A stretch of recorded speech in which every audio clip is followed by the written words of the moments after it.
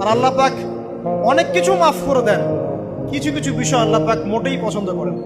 তার মধ্যে একটা হচ্ছে অহংকার, তার মধ্যে একটা হচ্ছে শিরক, তার মধ্যে একটা হচ্ছে অন্যের হক নষ্ট করা, তার মধ্যে একটা হচ্ছে আদম সন্তানকে হত্যা করা, তার মধ্যে একটা হচ্ছে বৃদ্ধ বয়সে ব্যভিচার করা, তার মধ্যে একটা হচ্ছে মুরতাদ হয়ে যাওয়া। ওই যে খ্রিস্টান হয়ে যাচ্ছেন না, খালি মরেন তারপর বুঝবেন, খালি মালাকুল মউত আসুক তারপর বুঝবেন।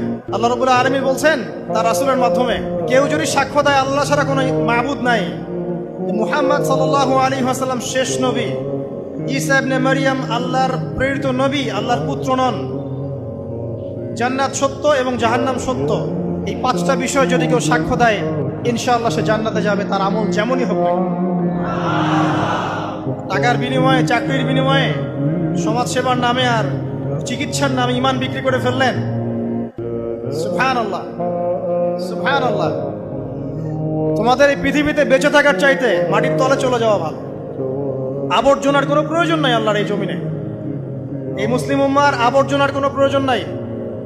এই মুসলিম উম্মার ইমানদার, সাহসী